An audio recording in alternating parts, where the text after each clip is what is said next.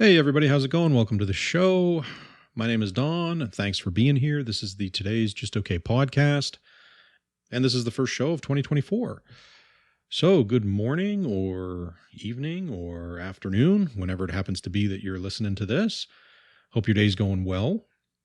I'm just drinking a nice little coffee here. Usually I have hazelnut syrup in it, but today I'm just doing milk and coffee because I find that lately it's too sweet. And I'm just trying to lay off the sugar a little bit.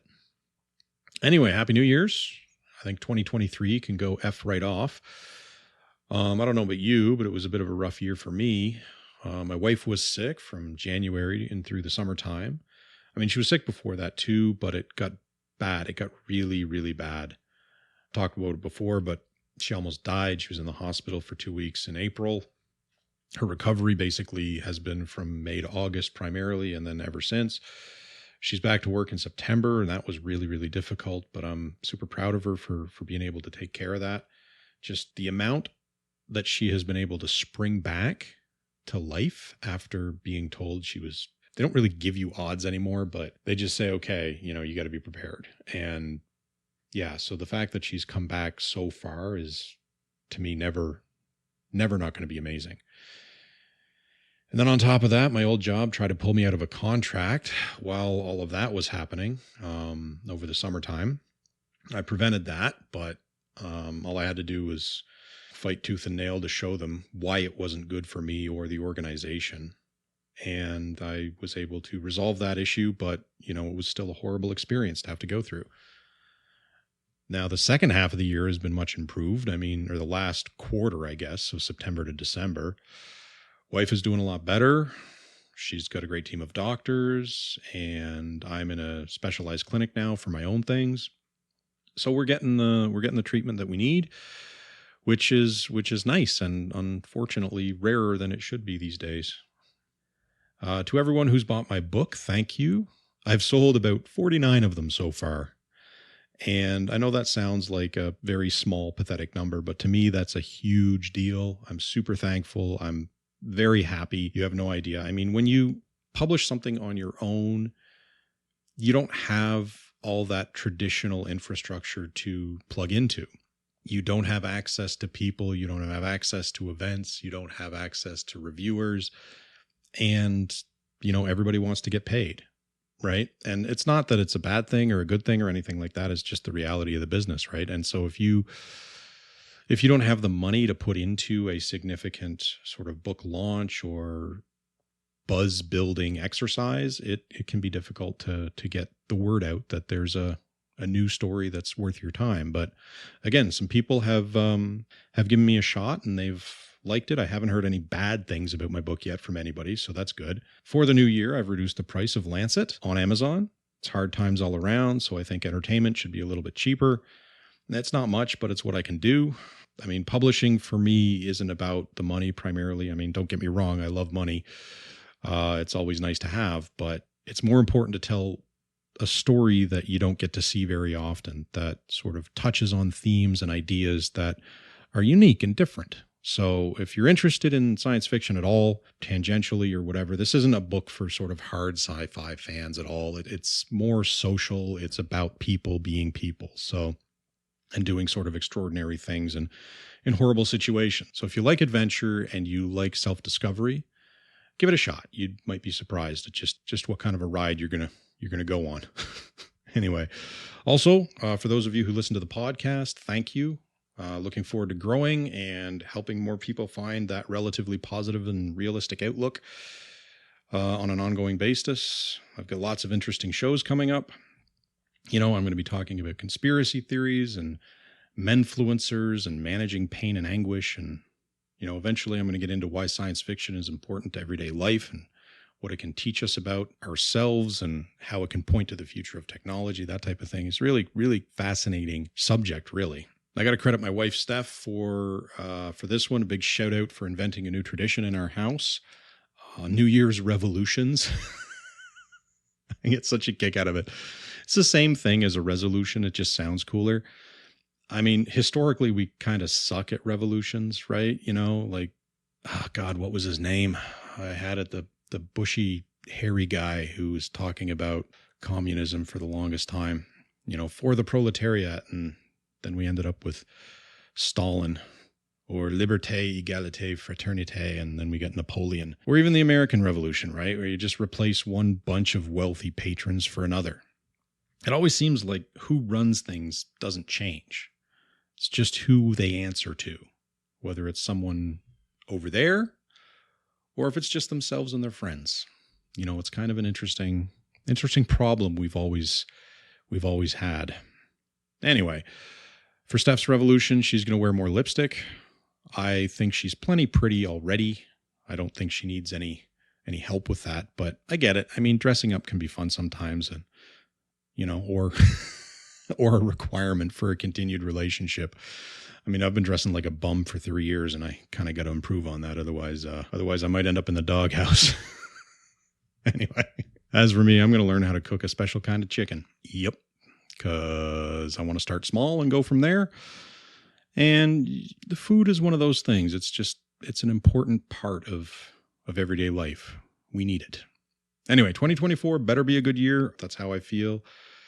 And then I always come back to the thing like, or what? Right? It better be good or else what? And I honestly thought about it, and I don't have a response to that. I've got nothing, literally nothing. Maybe you have something. If you have any suggestions, you might want to email them to me at todaysjustokay@gmail.com, and maybe I can implement some of those. Anyway, moving on to sort of an interesting thing I learned or looked at this week. I found a Guardian article that kind of appalled me a little bit. It was called, "I Feel Like a Criminal for Quitting. Nurses in the U.S. Fight Stay or Pay Agreements." It was written by Michael Sinato. And the background essentially is that there's this group of companies called Communicare family of companies. And they're privately held, and they're private equity medical providers. And the reason I say that they're private equity is because they're all interlinked with this company called Longevity Venture Partners.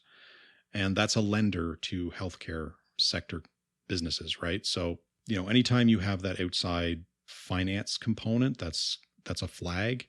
In addition to that, they're sort of run by the same person, like Stephen L. Rosedale. He's the main character in all of this. He's the head honcho kind of thing. Anyway, these companies, or Communicare specifically, brought nurses into the United States from other countries. And they signed them to contracts when they did that contained training repayment agreement provisions, or I think the acronym is TRAPS, right? And that's not a good acronym, and you're about to find out why. And basically, the crux of the matter is that these nurses, if they quit, they have to pay back the company. Or sorry, if the nurses quit before a period of time expired, they'd have to pay back the company. And I mean, I understand that if an employer pays for training and the person leaves or quits before they recoup those costs, they might want to try and recover that money. Okay, fair enough. Like, I get that, especially if the training is extremely expensive. The Army does the same thing. So like, if you sign up to the Army and you get a free college degree out of it, you're going to owe them a certain number of years of service. I don't know how many years it is, but I think the last time I checked in Canada, it was like 10, but in the United States, I'm not entirely sure how much it is. But anyway, there's sort of a bit of a give and take there, right? Fine. But that's not what this company did. Communicare charged the nurses who quit buyout fees, over $15,000 in some cases. And then they sued them for $50,000 to $100,000 each. Now, the nurses in question say they quit because of the working conditions. Their claim is that the facilities were chronically short-staffed and the working conditions were poor to impossible to work in. They had too many patients, they couldn't provide a standard of care, and they were afraid of losing their licenses for the failures that they were required to kind of deal with on a day-to-day basis. And I mean, burnout and mental health have a drastic effect on the healthcare industry. It doesn't matter where you're at, whether you're a nurse or a doctor or any kind of healthcare practitioner. Those are real problems. And so these nurses, they found work with competitors because their visas aren't tied to a specific employer, and they left. And Communicare basically says that they spent over $15 million to get the nurses into the country, and that these nurses are manipulating the system to get away from costing them this investment money. I mean, let that sink in for a second. $15 million to bring in nurses from outside the country. I don't know how many nurses there are, but why did they not just spend that money on nurses that were already in the United States? That's question number one. Like, isn't that what the free market is all about? Competition. You offer better pay, better conditions, and you get better staff, more staff, and you get better retention. I don't even have anything against the nurses who came in. People everywhere need jobs. And if someone offers you an opportunity somewhere else, grass is greener on the other side, go to it. But the company made a decision to bring in cheaper labor and then try to bind them into service. I think that's the big thing here. That's what I'm not liking about this. So no company invests money without a plan. And so maybe this was about how much more money they thought they could make, right? They projected that they could make or earn off these nurses if they didn't leave the company, especially if they build in repayment fees or buyout clauses or whatever as a way to prevent losses. Now, I mean, this is speculation, obviously, but let's look at the situation logically. If I sign a contract that basically indebts me to a company for a certain length of time, what does that make me? Right? That's pretty close to what an indentured servant is. The only difference is that I'm still paid. But in reality, not really, since the penalties for breaking the contract will eat up all of what I make and then some.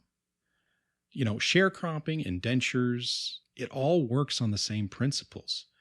I give you this opportunity, right? In quotation marks, I give you this thing, and you owe me money and labor for it. And this is deep Wall Street shit. This is the worst kind of financial management because it treats people like chattels, like pawns, like they're disposable, like they're assets to be manipulated. Why? So that you can make your bonus at the end of the year.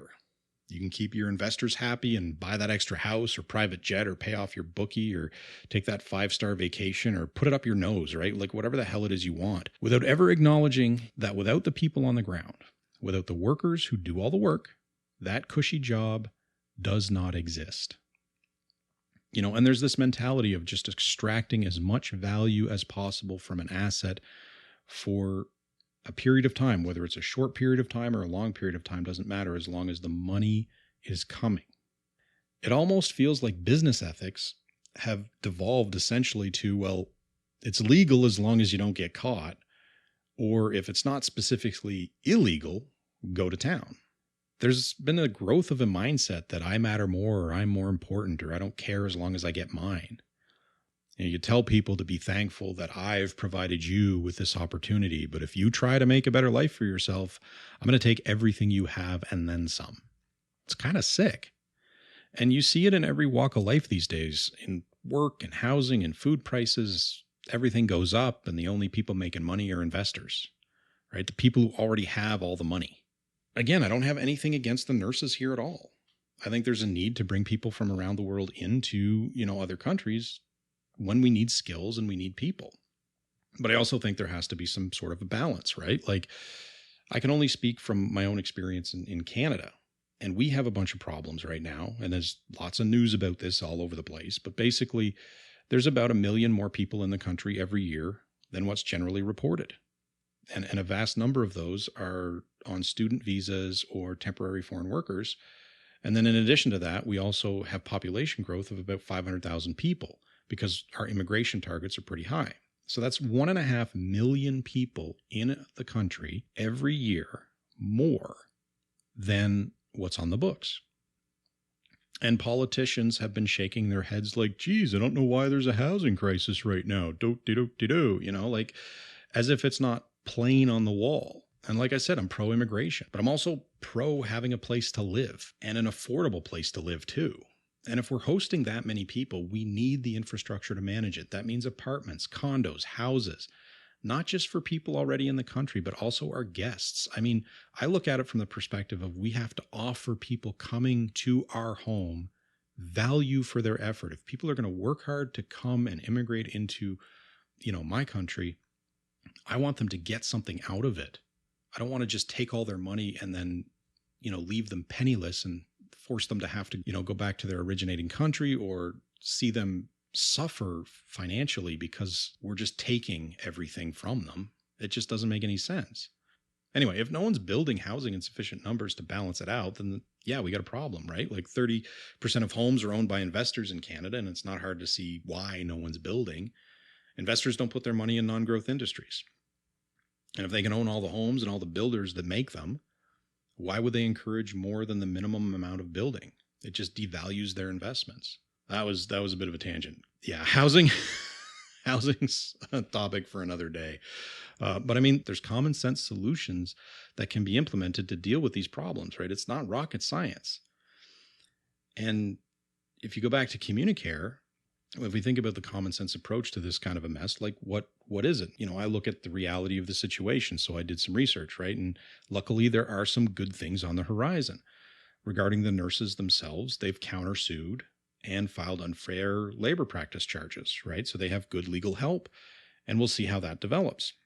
Likewise, these TRAP contracts are being reviewed in the United States. The National Labor Relations Board considers them a kind of non-compete agreement that might be violating the National Labor Relations Act.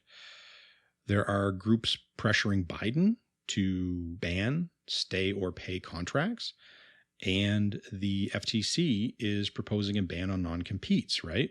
So there's reason to be cautiously optimistic that there will be some relief at some point. But at the same time, it's also politics. So you never know exactly how that's going to shake out. In terms of Canada, we have a fairly restrictive policy on them. TRAP contracts are only permitted in extremely limited circumstances and only deal with actual losses. So itemized training costs. You can't charge fees that aren't backed up with actual inventoried costs associated with whatever. If you just say, oh, there's a $20,000, investment, it's like, well, show me the investment. If you can't pull up the 20 grand that you want back as money that was actually spent, well, guess what? You're not going to get that. So, I mean, that's kind of an interesting limitation. And I think that might help as to why we don't have them that often here. But Canada has, our own problems with outsourcing and using cheap labor to keep wages low in certain industries. And this absolutely has a negative effect on lower income people and a positive one on wealthy people. Wealthy people get to keep more money because they're able to hire people at a lower rate of pay than they otherwise would be. And there's so many different loopholes that companies can use to tell the government, look, we can't find a Canadian willing to do this job, so we need to bring in other people. And they're not always on the up and up, right? There's always something going on. Someone's trying to make money somehow. But I think the point I'm trying to make here through all of this is that a lot of these problems have a common source, right? Some jackass came up with an idea to get rich, decided to go too far, and ended up screwing over the little guy to do it. And I think that's a story as old as time, right? I don't know who said it, and I've heard this many times, but when something helps the poor, it's called socialism. But when it helps the rich, it's good for the economy. So the counterbalance, I think, is that for the rest of us to make a fuss. We have to be vigilant for people who come up with practices and policies that favor this kind of thing. They favor the rich or the big corporations who already have massive wealth and power, and they don't do anything for the rest of us. Because here's the thing, right? The haves already have enough. They don't need more. The ultra wealthy don't need more. They already own more than 50% of the world. And this isn't a liberal or conservative thing. This is just a humanity thing. This is a basic human dignity and respect thing. That much wealth and power should not be concentrated in that few people ever. I'm not saying that no one should be able to get rich. I think absolutely. You work hard, you earn good money. You should be able to enjoy the fruits of your labor within reason. Hundreds of billions of dollars, tens of billions of dollars. Who needs that on an individual level? To me, it's beyond what any regular person could ever spend in a lifetime. And unfortunately, I think one of the worst things that modern technology has done is really remove people from the decisions they make. People no longer have to see the consequences of what they're doing. So like if you're talking about a finance guy who lives in a bubble thousands of miles away, they can make decisions about, cutting a workforce down by 30% or 50% or laying everybody off in a plant and carving up the assets and selling it and never have to think or feel guilty about it at all. It was different when you lived around the people who worked for you, when you were part of the same community.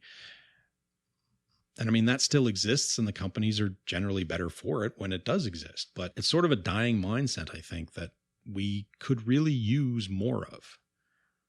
And the worst thing about all of this is that the opposite is the truth. We found out during the post-war era that the more of a middle class you have, the broader that spectrum is around the middle, where everyone isn't rich, but they're doing okay. And the smaller the wealthy pool is and the smaller the destitute pool is, the better everything does. The economy does better, productivity does better, people are happier, population does better, people have kids, because the pressures aren't the same. And I think that's kind of what's missing in modern life. Like 50 years ago, you could raise a family on a one income, and now you need two incomes, 2.5, 3, 4. When is it going to be too much? When do we get to the point where enough is enough and we have to take a step back and rebalance things a little bit? Yeah, anyway, so that's what this article got me thinking about. And then I went off a little bit on it. And what do you think? Let me know. How do you view situations like this? Do you think that companies are abusing their capacity to bring in foreign labor? Do you think that outsourcing is, a problem? Or are you on the other side of it where you think, yeah, this all works to our benefit and here's why? Let me know. todaysjustokay@gmail.com.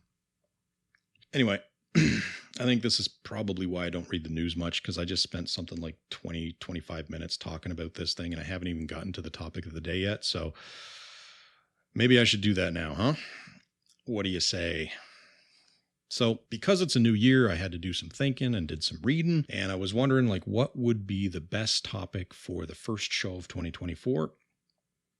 And I don't know if it is or not, but what I came up with is, how do you deal with people who tell you you can't do it? Right? You have a dream, something you want to try, something you want to do, profession, hobby, side hustle maybe. Write a book, record a song, start a podcast, go into crafting, sell t-shirts, paint, become a stand-up comedian, pilot, doctor, lawyer. It's not limited to creative things. Whether you want to get a new job or go into a new field or go to school or whatever, right? Maybe you want to turn over a new leaf and move somewhere else or go on a new adventure. One of the unfortunate unfairnesses in the world is that most of us don't get to try and try again as many times as we want until something sticks. If you're wealthy or you have sufficient support, maybe you have that capacity. You can fail and you can fail again, and it's not necessarily going to hurt you. But if you don't have those things, you have to be more strategic about it. And so when we have those experiences, there's going to be a lot of people who will tell you, it's like, oh, I was thinking about doing this or that. And they'll tell you, you can't do it or you shouldn't do it, or, why would you want to do that or something like that. It comes in different flavors, but ultimately it always means the same thing. And so you kind of have to identify what the rationale is behind the person who is telling you these things. Sometimes people have reasonable concerns, and sometimes people are trying to keep you away from disappointment. I mean, if you want to become a millionaire by being a day trader on meme stocks, or you want to open a coffee shop around 5 other coffee shops, maybe that's not the best idea, and you should listen to the people who are saying, you know what, this is probably not a good idea. And then versus someone saying, don't do it, you'll never make it happen, when you are coming up with a new idea for an app or a t-shirt design or something that you want to do professionally or whatever, right? We have to think about these things, not just in terms of what we want, but also in terms of what's realistically possible. And I mean, of course, you're going to have jerks who don't want you to do things because they either don't want the competition or because they prefer the status quo, right? So keeping you where you are is good for them, because as long as you are where you are, their life is either easier or they don't have to worry about someone competing for business or clients or anything like that, right? So there's always more than one reason why someone would tell you, don't do that. Don't be stupid. What are you doing? And we have to think about it in those terms. Okay, sometimes people are actually trying to help us, and sometimes they're not. Sometimes they're giving us good advice, and sometimes they're giving us bad advice. We can't just take everything people tell us as gospel, because some of it's going to be good and some of it's going to be bad, and we need to be able to filter those things out. Now, there's no surefire way to do that. It's just something you have to kind of develop over time. So Being aware, I think, is a great start. And then bouncing ideas off of people you trust is a good way to gauge reactions. And then you just go from there, right? Always consider the source, no matter what's being said to you, no matter what you're reading or what you're thinking about. Consider where it's coming from and who's saying it and what their motivations are. Most of the time, when you're dealing with people that you know and you care about and who care about you, the motivations are good. They're pure, they're decent, they want you to do well, and they're trying to make sure that you have the best information possible going into something. But if not, then the issue becomes, well, what do they get out of it? And it's kind of a sucky way to look at things, but at the same time, it is valuable to critically examine any kind of information or advice you're taking in. Because again, you can't take everything everyone says and do it. You can't be a yes person all the time. You have to be strategic and pick your battles and pick your path. But anyway, no matter what people say, don't let them dissuade you from things that you truly believe you should be or need to or want to do, right? Like, look at the long-term value of the experience. Believing in ourselves is a hugely powerful tool just for life in general.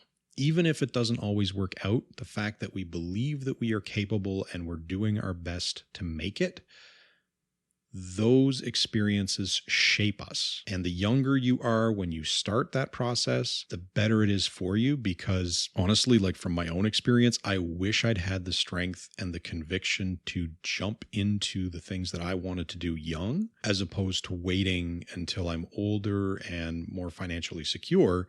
Because now I just feel like I'm catching up and I've lost a lot of time on, the writing part and the media part, doing the podcast and stuff like this. Like, I've wanted to do this for a long time, but it was always, well, something else is more important. I got to do that first. I got to get more established and all the rest of it. Right.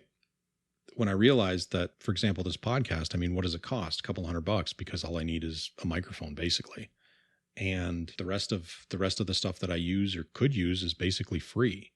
So why didn't I do it earlier, right? Well, I didn't believe that it was a good idea for me, or I didn't believe in myself that I could produce something that people would want to listen to. Just try to imagine what you'll learn and what you'll regret if you don't go through with things. Can you really spend the rest of your life wondering, what if I'd done this? What if I'd just taken the chance and gone on that trip, or started that business, or took that class, or wrote that story, or submitted that thing, or whatever it is, publish that video. All those things add up over time. And if you're always saying no to yourself and you always wonder what if, when you look back on it later, it's just going to seem like a long string of disappointments. And I've dealt with that, and it's hard to undo that pattern, to get up the courage to basically say, you know what, I'm going to push myself, I'm going to get myself out of my comfort zone, and I'm going to grab a hold of things while I have a chance. Once I started doing that, I started feeling more alive again. And I think, for me anyway, I spent so long trying to build my life into sort of a semi-financially secure existence that I put off a lot of the things that I wanted to do, and ultimately just got into a rut. And now that I'm not doing that anymore and I'm more focused on what I want to do in addition to all of that, I feel so much better. Now, having said that, that doesn't mean you need to go into whatever it is you're doing unprepared or just fly off and dive all in, right? It's good to plan, and it's good to budget and set time in terms of what your expectation is, right? Not many of us can afford to just throw massive amounts of cash into a project and see what happens. Most of us have to be very aware of money going out the door versus money coming in the door. And we don't necessarily have all the time in the world to dedicate to a project because, that pool can dry out pretty fast. So it's important to set your goals, set your timeline, figure out your budget and how long you can last. Or if you can't afford to do something full time, for example, then okay, well, maybe part-time, or every now and again, you set aside a night a week, or, a couple days a month, or whatever it is, to work on this other thing so that you can still meet all of your requirements, your all of your responsibilities. I know that some people, they get up there and they're like, oh, if you don't go all in, you're just going to fail. And it's like, no, very few people succeed at everything they do. And there's a lot of luck involved, and there's a lot of opportunity involved, and there's a lot of connections and so forth. There's so many uncontrollable variables involved in making it that what works for one person will never work for anybody else. Everybody's going to have their own unique way of making it somewhere. I mean, I'm sure that it makes a good story to say, well, I knew I didn't have another opportunity. I didn't have another chance. I mean, like The Rock is big on this. He talks all about how he had $7 in his bank account and he was at the end of his rope and blah, blah, blah, blah, blah. And what he forgets to mention is that his father paved the way for him into his industry. He had the contacts. He had the background in football from the university that he was able to go to. He had options. So when people present their story, most of the time they're playing with it a little bit because it suits their brand and it's not necessarily the reality of what happened. Anyway, getting a little bit off topic here, but long story short, hedging isn't a bad thing, especially if you can't afford to fail. I mean, that sounds terrible, but it's true. Like, if you can't afford to go all in and fail, then dip your toe in instead. Don't just dive in head first. You never know what's going to happen. Now, dipping your toe in, you might get a little bit further along, and then maybe you dip your foot in, your knee, your leg, your body and so forth, and eventually you just kind of slide in and swim away. But if you go all in and you just dive in head first, well, you don't know if that pool is only 6 inches deep and you just smashed your head on the ground. So there's a lot of things to take into account there. The other thing I think was important about that process is by going slowly or having that plan and being focused on it, you can adapt along the way. Like, just because you come up with one success metric or one way of doing things, you're going to learn as you go. No matter what it is you're doing, your initial impression of how an industry works, how a creative avenue works, whatever it is, it's going to change as you go. And you need to adapt to those things that you learn. We expect things to be one way, and then when we get involved with something, we find out they're completely different. If you don't adapt to that reality, what happens? You don't progress. So it's incredibly important to learn as much as possible along that journey as you're working towards whatever goal it is that you have, to take in as much information and knowledge and skill as you can, so that every time you run into a wall or you hit a bump in the road or whatever, you have the capacity to alter course. Now, I also know that, and I mean, I'm prone to this as well. I am kind of an overthinker, right? Like, seat of your pants, you're just kind of flying full out, full tilt, going for it. And you might end up in worse situations every now and again, but at least you're doing something. The problem with overthinking is it can be paralyzing. You might say, okay, I'm going to try this, but I'm going to hedge. And then you start thinking about how you're going to hedge. Okay, I'm not going to go in all the way. I'm just going to start doing this one thing, but I'm going to do small. And then the steps get smaller and smaller and smaller. And all of a sudden you're starting, oh, well, is it even a good idea? Just to give you an example, when I started this podcast, I spent days looking up the equipment that I would need. What kind of a microphone did I want to use? And the worst part is that I didn't even pick the right one. So I had to change it. But the point is, I wasted time. I wasted days doing research on what tool I could use, and then how to prepare and present, and then how to edit audio and so forth and so on. And yes, some of that effort was absolutely necessary, but it didn't need to go to that length. I didn't need to go that deeply into it. I would have been better served, honestly, if I just say, okay, I've got this basic microphone that I can use. I'm going to start with that, because my experience has been nothing's ever perfect. And if you expect things to be perfect, that's just going to lead to disappointing. So aim for the level of quality you're comfortable with. Like, even this podcast, for example, I'm like, okay, I want it to be the best possible podcast that it can be. And I want to talk about things that are interesting to people. And I want to help in some way, either entertain or inform or whatever. But I know that my podcast's never going to be perfect. So I have to figure out what level I'm comfortable with releasing. And what I've come up with essentially is kind of like the 85-90%. So if my podcast is 85 to 90% of what it is I want, I'll take the 10% And I'll just be like, you know what? I'll work on that for the future, but I got to get this out there. And I think that holds true for almost anything. Not everything. You want to be 100% on if you're skydiving. You don't want to go with the 90%. Well, I've got 90% of a parachute. No, don't do that. Go the whole way with some things. But for most stuff that isn't life or death, right? Most of our endeavors aren't.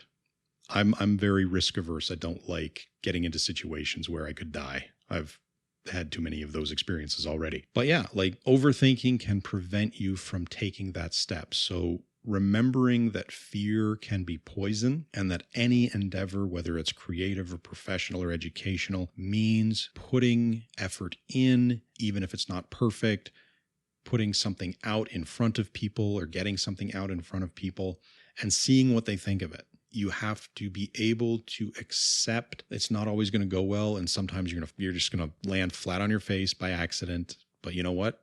You own it. You pick yourself up. You dust yourself off. You learn from the experience and you keep going, right? Failing is okay. And there's no necessary guarantee that you will fail. You got to try. And if you fail and the failure's small, usually you can kind of dust yourself off and keep going. You can course correct. If the failure's big, you may have to go back to the drawing board. But the main thing about that is making sure that you're not hurting someone else during the process. Because for me, that's one of the things that's important is what I do should never harm another person. Like the earlier example is meme stocks, right? So you take your parents' investment money, the hundreds of thousands of dollars that they've saved for their retirement, and you invested in something like GameStop. Just the fact that the amount of money that's been poured into that company versus the value of the stock against that money, right? So it doesn't matter how much money people pump into that company, the stock keeps going down. Whether or not it's being manipulated doesn't matter. The fact of the matter is that it's not a good investment because the amount of money that it's worth just keeps going down. So if you dump $300,000 of your parents' money into something like that, and then within a year that money's gone or it's worth $10,000 and their future is now at risk, you've just hurt somebody else. So bear that in mind when you're doing this type of thing. You have to weigh what the negative impact on other people is going to be. And I urge caution because, again, there is no guarantee that you're going to fail, but there's also no guarantee that you're going to succeed. And only spend the money that you can afford to lose. Anyway, in all of this, setting expectations is probably one of the key components here. Where do you need to be after a period of time? So within 6 months, within a year, whatever it is you can afford. When is it to assess whether it's time to cut your losses and walk away? And the good thing about sort of not going all in is it doesn't necessarily have to be that, because if you're not putting all your eggs in one basket, if you're not just kind of throwing everything you have into one endeavor, you have other things to fall back on. Anything that gives us options, I think, is a good thing. So again, as with anything I ever say, take the good, leave the bad, use what works for you, and disregard the rest. Anyway, what do you think? It's kind of an interesting topic, and I'm sure there's more to be said about it, so I may revisit this in the future. But the main thing is that I really hope we all have those opportunities to explore the things that we love and to do the things that we want, because there's nothing worse than just being stuck and not being able to get out of a situation. All right. Moving on. Tip of the day. I'd say if you've got the option, get yourself a standing desk. Not only does it allow you to sit and stand while you're working, and I mean, it's definitely not a silver bullet for back pain like some people will claim it is, or the reviews will say, but it definitely helps with movement and circulation. And it's nice to have variety in your workspace. So you can get a nice lean on in the morning while you're enjoying your beverage of choice. And in the afternoon, you can sit and kind of recline in your desk chair and just work away. But honestly, it's been a huge help for me. And I mean, if you really want to get creative, you could always buy one of these Bosu ball things. So I have this, I don't know, it's like, what is it? It's a hemisphere. It's a rubber ball hemisphere, kind of like those pogo balls without the bottom on it. I don't know if anybody remembers those things. My God, I'm dating myself in terms of how old I am. But yeah, like the reason they exist is that they're good for balance. They're good for stabilizing muscles, tissues that we don't use a lot. I got it because I have a weak ankle. I fell probably 15, 16 years ago. Just nosedived off a curb and almost died. BMW came within like 6 inches of rolling over my head. So kudos to the guy for stopping. Funny enough, though, he didn't get out and check on me. I got up and hobbled to the sidewalk. He just kind of drove off. And it's funny because it's like, I can't really be mad at the guy because he didn't kill me. He did stop. But at the same time, he's just like, all right, well, that guy's out of the way. So off I go. The point of this thing is that it helps with pain. So my ankle has kind of been messed up for ages ever since then. Like it was a gnarly sprain, turned purple. I couldn't walk for 3 days. But over time, it sort of calmed down. But it's never been right ever since. And I find that these days when I stand for long periods of time, that leg starts to ache like you wouldn't believe. So I stand on this ball thing and I just kind of work my day. And believe it or not, it actually helps keep my muscles engaged, but also different muscles. And it just eases the burden, I think, because I can angle my feet at different angles, like forward, back, sideways, or just regular. And honestly, that helps. So I may look ridiculous, but honestly, I don't really care. I don't do much these days based on how people think or how other people think. I do things for myself. And I mean, if someone's going to judge me, well, go kick rocks. I'm not hurting anybody. So mind your own business. Oh, so much things. I got a question this week as well. So thank you for everybody who's writing in. This is Tim from Albuquerque, New Mexico. Wow, Jesus. That's awesome. The power of the internet, right? Reach people all over the place. I've never been to New Mexico, but I've always wanted to go. I hear it's beautiful down there. It can be hot, but also pretty amazing. Anyway, the question is, so title of the email is, what should I do? Hi, Dawn. Love the podcast. Thank you. Your audio isn't the best, but it seems to be getting better. So good job. Yeah. So I got a new microphone this week. That's part of the reason why this episode's a little bit delayed. So hopefully going forward, it'll sound a lot better. I was using a carotid microphone, those capsule microphones that everybody has. The problem is that they're really only good for studios that have been treated for sound or really quiet places. And I don't live in a place like that. So I had to trade it in for a dynamic microphone, which I didn't even realize was a different thing. I've traded it in, and this one has a much better sound profile, picks up a lot less garbage noise. And I think I will not sound anywhere near as underwater as I was earlier on. So I am working on it, but yeah, I do. I am aware that my audio has been kind of garbage. Anyway, so going back to the question, what does it say here? So my family lives, oh, that sucks. My family lives paycheck to paycheck, and I don't have much money. We're not poor, but everything my mom and dad make goes into bills and stuff. So sometimes my brother and me have to suck it up. Okay.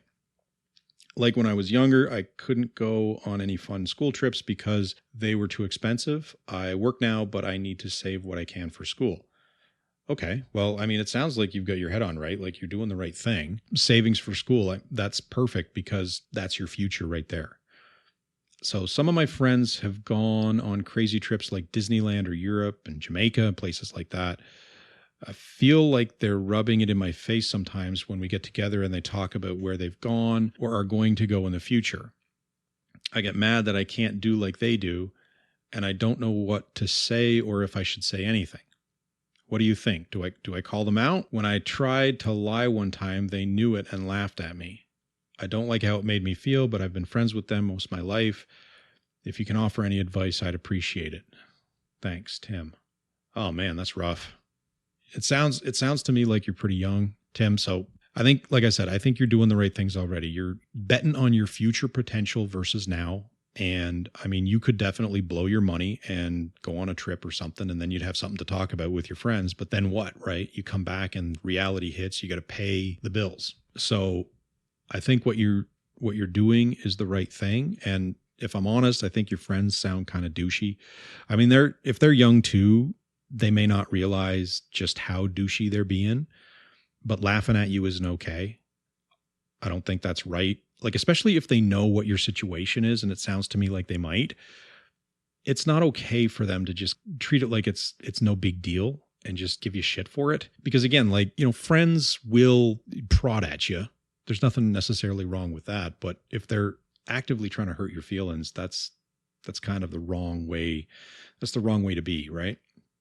If it was me, I'd talk to them maybe individually see how understanding they are, and also see what their behavior is like afterwards. So this is something I learned years later. This isn't something I learned when I was young, but people will say almost anything to placate you or to make you feel like you're okay, but what they do is most important. If they talk to you about how, oh yeah, you're a great friend and blah blah blah blah blah, and oh, I'm sorry, and da da da da da, and then a couple of days later they're out with the same people and they're excluding you the same way or whatever, that speaks louder than what they told you.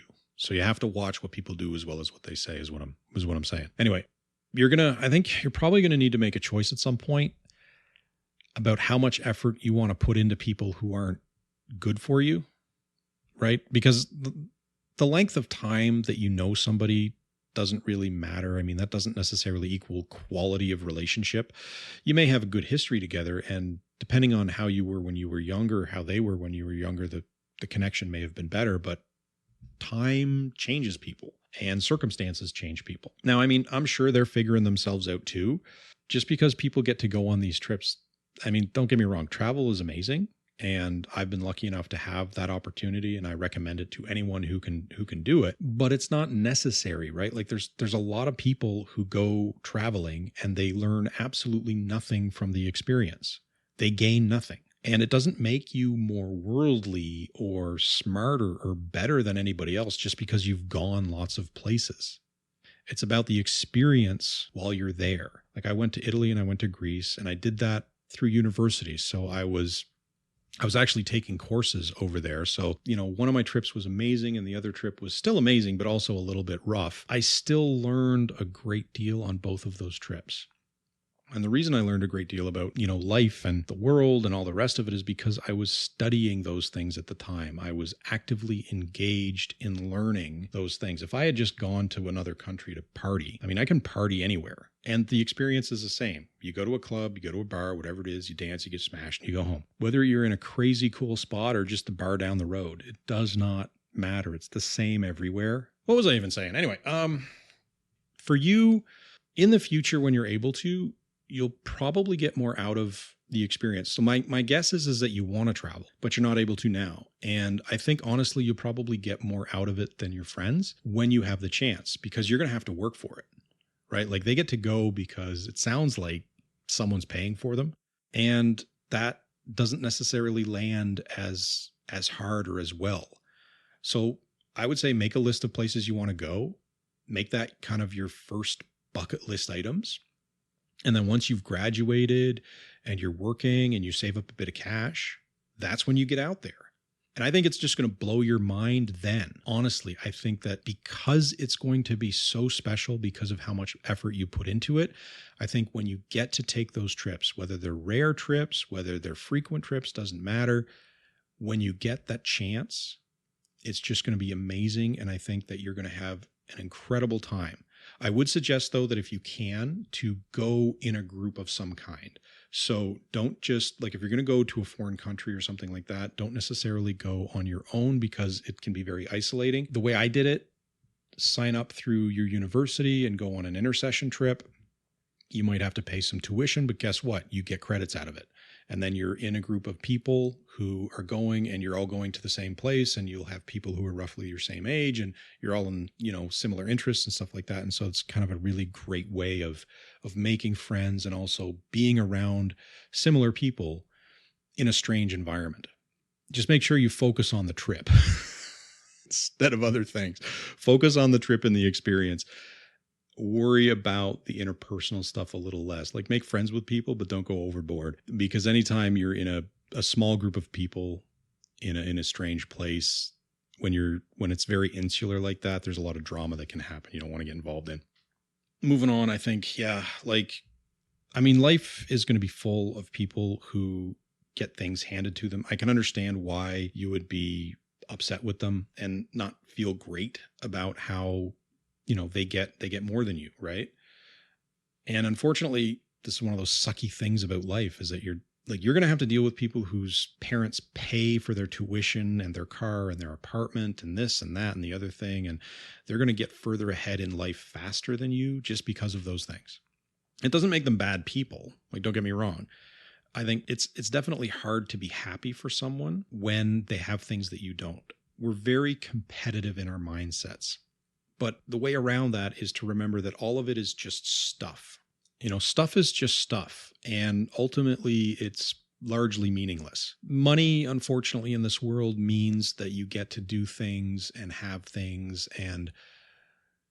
a sense of security that a lot of other people don't have.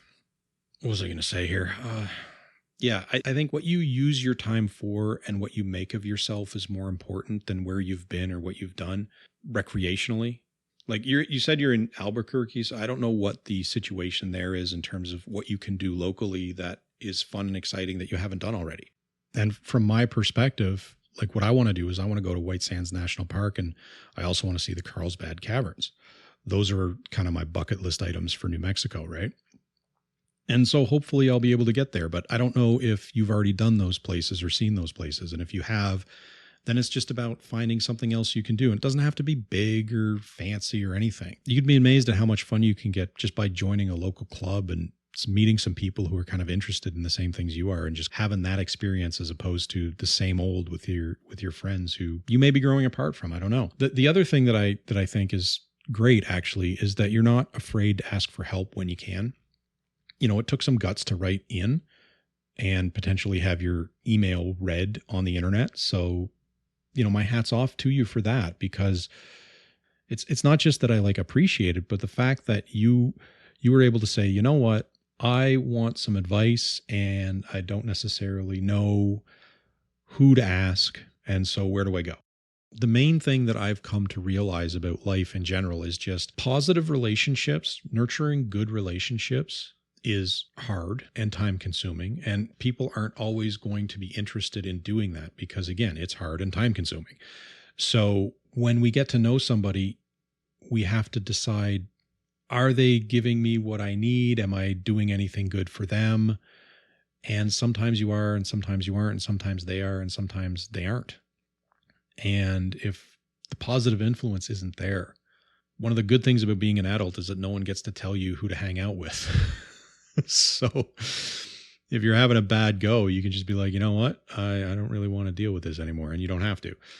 The other thing that I think you'd be surprised about, unfortunately, is just how quickly or how easily it is for relationships that you think when you're young are very strong to just kind of peter out, because a lot changes quickly when you're at that age. And when people go off to university and people potentially move away and all the rest of it, home is not necessarily where their mind is.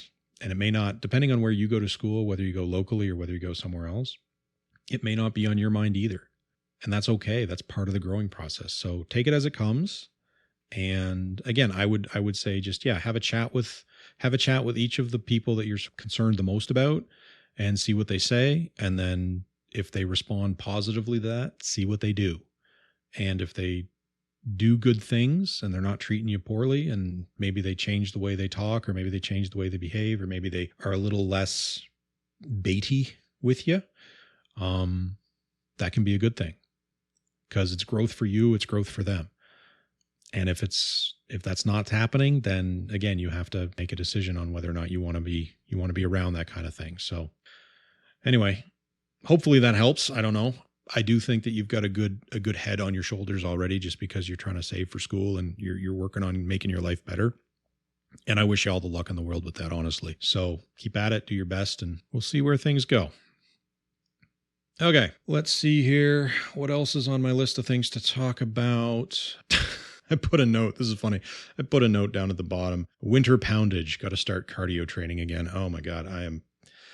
I didn't put that much weight on over Christmas, just a couple of pounds, but I also haven't exercised in 4 months. So I probably should do something health-wise in the new year just to kind of shock my system back into semi-working order. It's not the funnest experience when you're hurting all the time, but I think the more I exercise, the less I hurt. Well, no, it's just I hurt in a different way, I guess. I'm going to probably jump on the bike and put in some work, and hopefully my heart rate will not go through the roof and I will feel a little better.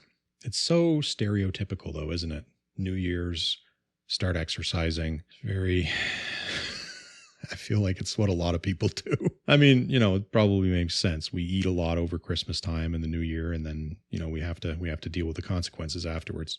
All right, creativity talk. Boom, boom, boom, boom, boom. So as I was saying earlier in the podcast, after I put out my book in September, it's funny, I have to start a new project.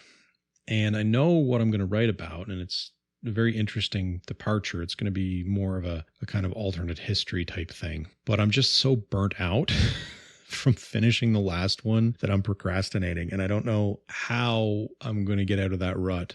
I mean, I'm sure if you're listening to this, you've probably been in the same situation where sometimes you just kind of go, I got some stuff I want to do and I don't want to do it.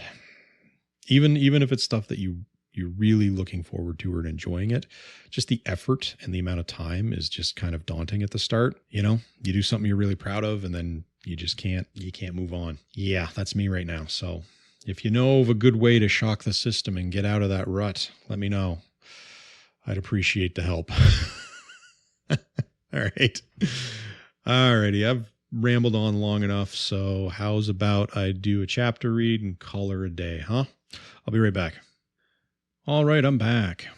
And this is going to be chapter 4 of Lancet, my novel, which is available on Amazon and basically everywhere else. And if you look in the description below, you can find the link that will take you there. So I'm at 49 books sold right now. If you could help me get to 50 or even 100, that would be greatly appreciated.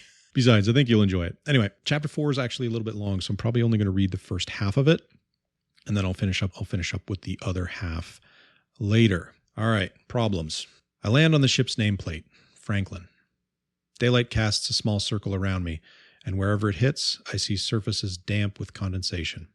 No stink of mold, so air circulation's been shut off for a long time. Or the environment's been too cold for growth. Dead. Crew too, though I can't smell them. Might have thawed a little during re-entry. I can hear pops and pangs of thermal expansion, but that will ebb with the heat. Franklin's cereals are corrupted, so either someone stole this thing or it was part of some off-the-book squadron. Black Ops shit. I flipped some images back to base with an ID request a while ago. We'll have to wait and see what comes of that. But dead or not, I can't ignore that this ship made a controlled burn on re-entry, which means something is still ticking in here.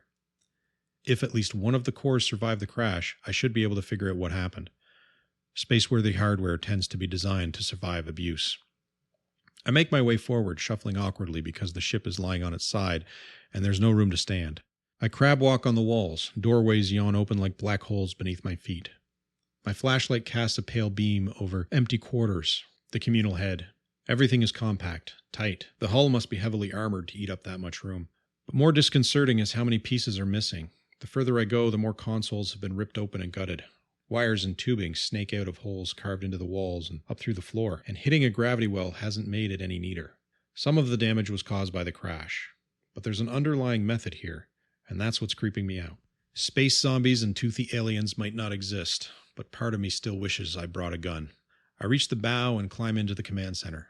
My arms protest as I pull myself through the doorway, but at least my feet land on the far wall before I let go and drop. It's a tiny space, the most protected part of the ship, and a scene of awful violence. Thankfully, there are no bodies, no rusty streaks of blood, but someone wanted to murder this ship. Fire control and navigation are basically gone, cannibalized, and all of the displays are smashed. Someone put their fist through each one, and the chairs have been slashed open. If I'm looking for people, the infirmary and cabins are next, but if I want to know what happened here, I need to access the ship's memory core.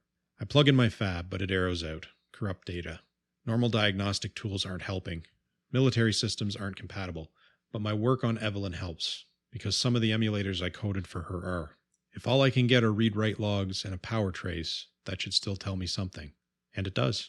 Franklin's last proper timestamp is 5 decades old. But something is still pulling power from the reactor. Just enough to cycle through life support systems, drawing a trickle of oxygen, water, and what I think are intravenous nutrients. Maybe if I can wake up a few more systems. My fab squawks as I trigger the ship's countermeasures and get locked out. That's not supposed to happen. The ship's core is dead, so there shouldn't be anything in my way. Not when all I'm doing is testing if anything still works. My heart is racing from the unknowns here, because unknowns usually mean money. Priam, report. Trust Gracie to check up on me. She'll be watching grainy video from my goggles. The camera can amplify light levels, but given the damage, I'm not sure she'll recognize what I'm looking at. I've reached the command center. Ship's dead, computer's fried, and the interior's pretty torn up. No occupants yet. It's the polite way of saying I haven't found any bodies. I'd like to continue my search. You have 30 minutes. I know better than to ask for more. That supercell is getting close. I climb back into the main corridor and head sternward, following all those makeshift cables. Only one is registering voltage, a tendril of energy. Hopefully I'll find something useful at the end of it. I peek up at the sky as I pass under the airlock. Still blue, but there's a shimmer to it. Snow's starting to blow in, just ahead of the clouds. It's another hard shuffle aft. I'm sweating, although the condensation is starting to freeze on the walls. Internal temperature's dropping. The cables take a hard turn, down into one of those dark holes. The infirmary. I expect damage when I shine my light inside. It's in worse shape than the command center.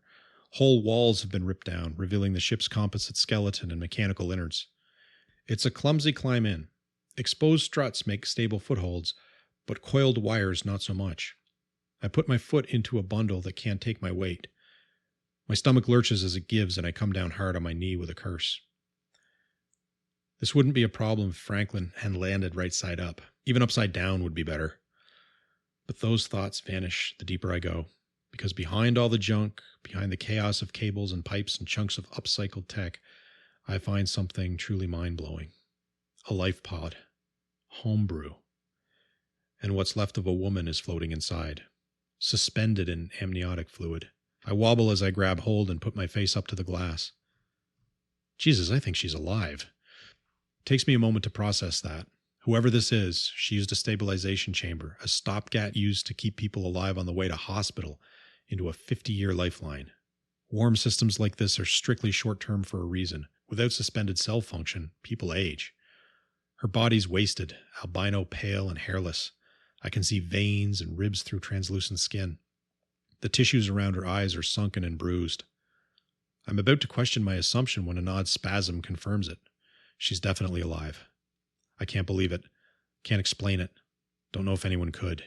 She just crashed. Even if that fluid acted as a cushion, her bones should be broken. Gracie, I have something. I wait for a response. Don't get it. Gracie? I switch channels and crank the volume. All I get is static. Comms are offline. Storm interference might add a little signal noise, but that's nothing our radios can't handle. So that's concerning. Evelyn's probably malfunctioning. My emulators will throw out the occasional exception, so her systems crash from time to time, which means I'm not only out here in a wreck hundreds of kilometers from the nearest settlement by myself, but I've also got an unreliable ride waiting for me outside. Wonderful. Doesn't matter. I have a survivor. She's the priority now, no question. Only I have no idea how to get her out of there. I'm looking at a collection of circulation and filtration systems. The necessities of life come in, wastes go out, and the power keeps everything at a stable temperature. But warm systems are designed for fast and easy access. They're supposed to be idiot-proof. Normally there'd be a handle, a self-evident way to open it up. This one's conspicuous for its absence. I can see where it's been purposefully sawed off. I doubt there's a manual anywhere, but maybe a backup computer. Something has to be coordinating these systems.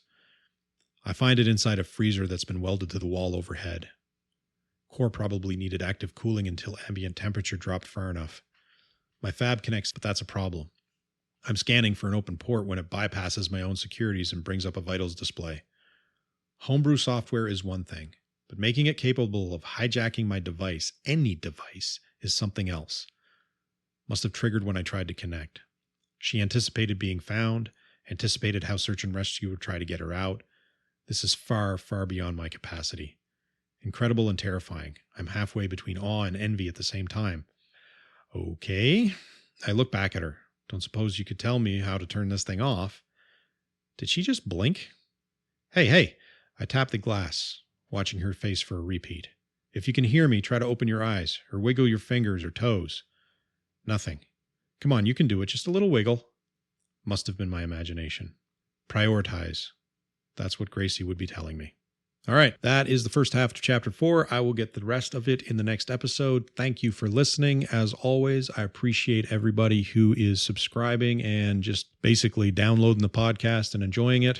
I will see you next time. Have a great week, everybody. And I'm out of here. Bye-bye.